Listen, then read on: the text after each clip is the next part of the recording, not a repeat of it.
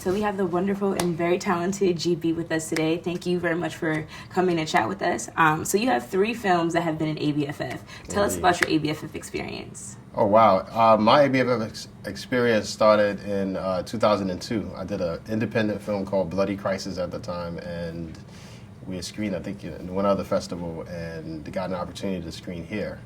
And so I came in, I spent all this time running around with flyers, trying to get people to come and see my film. And it was at ABFF that I ended up getting my deal. We ended up releasing the film as Bloody Streets through Artisan. And my second film was a documentary about the Liberian Civil War. And basically, it chronicled my journey back to Liberia after the war, and after coming here as a kid and then going back and meeting a guy named General Butt Naked. So it was so interesting that the film was the only documentary nominated on the Best Picture that year. I didn't win, but it was amazing.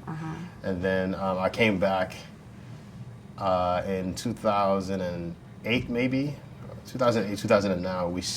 We screened my documentary on the Wu-Tang Clan. That's amazing. Because I had documented them from '93 all the way up until the death of ODB. Yeah. So that film came out, and then it was at that festival that BET approached me and said, "Hey, we want to put your film on our networks." That's amazing. Yeah. So it ended up being a really good experience. I think ABFF is probably one of the best opportunity for African American filmmakers, and especially me being a foreigner, coming in and getting a platform to bring my film in front of major distributors. Yes. And also just getting a chance to meet other people like myself. So I say like this, before I came to ABFF, I didn't know of all of the films that were out there. So I was able to see films that I never would have ever seen. Yeah.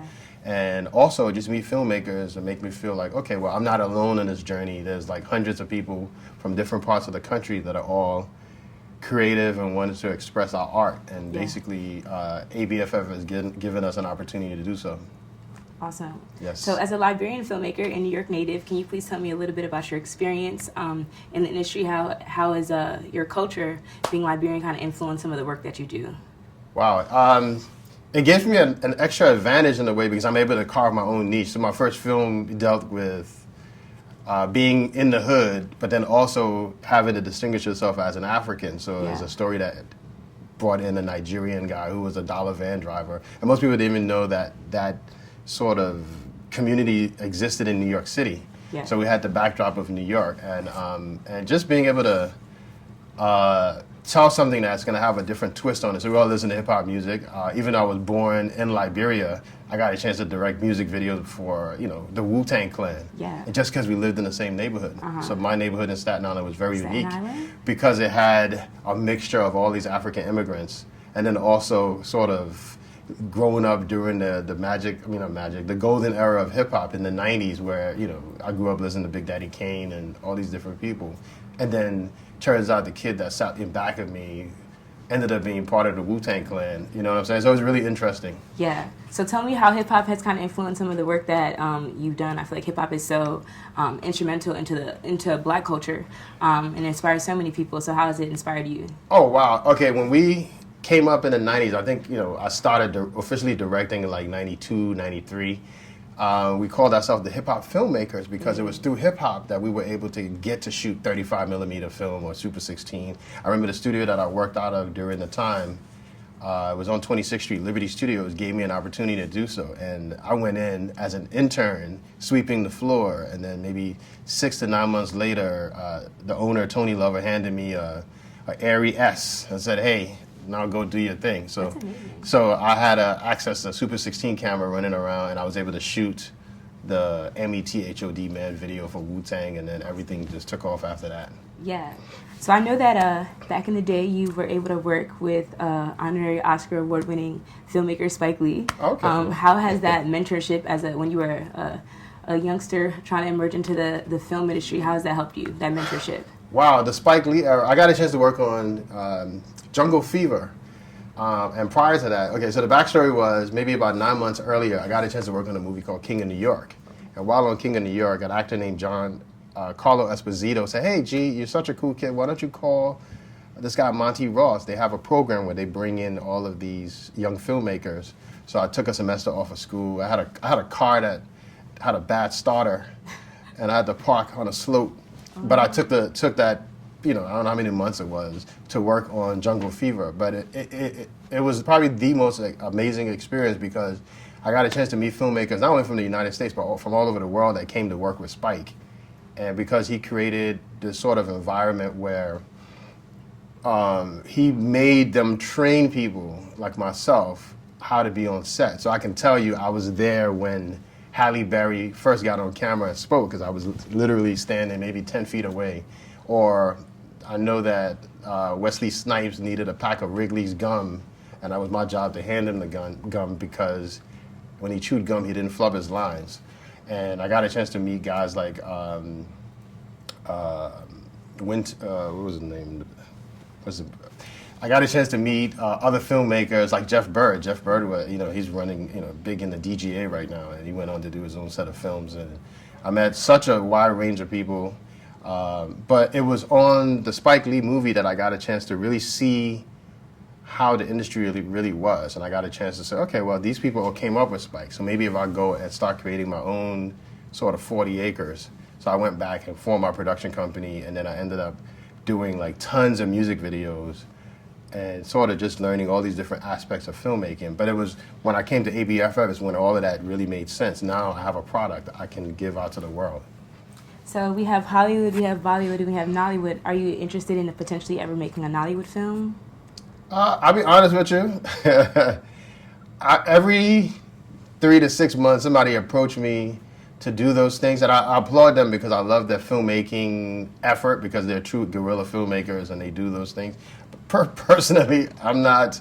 I will say that because I've seen some films that really stood out, but the majority of them is almost like the blaxploitation films of the 70s. They just take advantage of it for money purposes.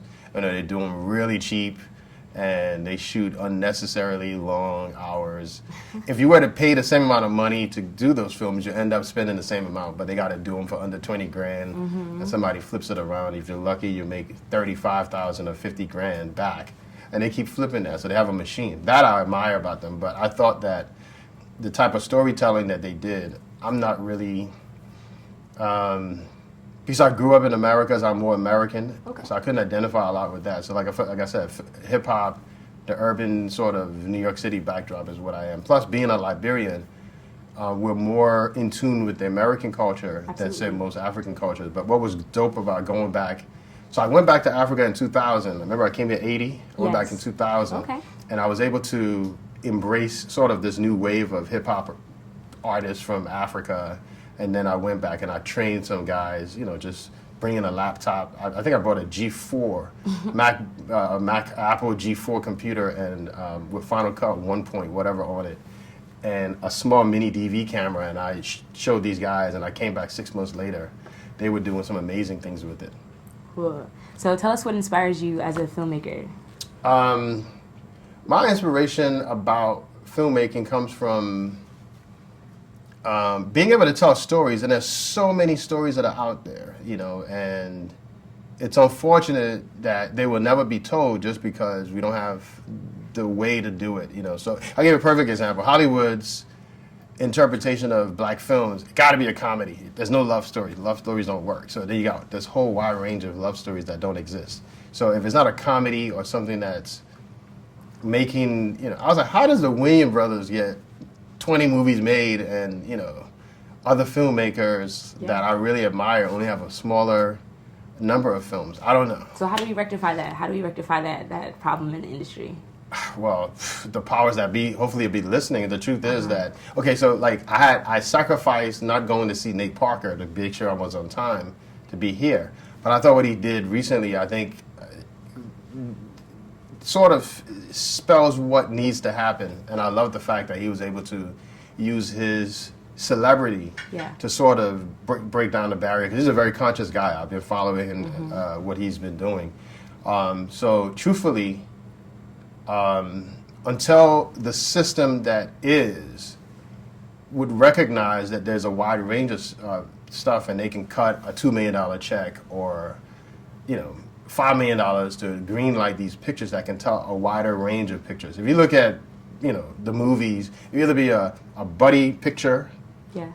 And there's always comedy majority of the time. And I love those films that kind of break out of that are able to tell a different story. So you peel back different layers. So there's probably more independent films that actually peel back the layers rather than the ones that are mainstream. Because if you only follow that, you would never think that there are a wide range of stories. And with that's why I do love the Nollywood filmmakers, because they present this whole different genre of real characters that, cheat, lie, steal, and so on and so forth. But there are so many stories. I'm actually working on a project right now, and I interviewed this guy. He was telling me all these folklores about stories even out of Liberia. He told a story about a guy, I don't remember his name off the top of my head, but when I was doing my documentary on Liberia, a guy said, hey, how come you guys in Africa never came to get us with all of the armies and all these different things that you have? Why didn't you come and get us? Meaning during those days. Yeah. So I was like, well, that's true, they never did. When I talked to him, he told me a story about a guy who did. And he has his monument in Liberia, because what he did was he saw that his people were being taken out as slaves, so he went and got captured. And when he got on the ship, he noticed that the dogs were the ones that were keeping people in check, because the people who controlled the slaves it was very few of them, but they had the dogs. Yeah. So he basically devised a plan. They attacked the dogs, threw the dogs overboard, and then they were able to overpower the ship and then turned it around to go back to Liberia. That story was never known. Yeah, we need to tell those stories. Exactly. But that's all my questions, brother. Thank you so much. I appreciate it. But hey, listen, I appreciate being here. Thank you. And I want to thank Jeff Friday and all of the other filmmakers that created this platform for us to come and tell our stories. Absolutely, absolutely. Thank you. Thank you. You gotta give me a hug. For sure, for sure.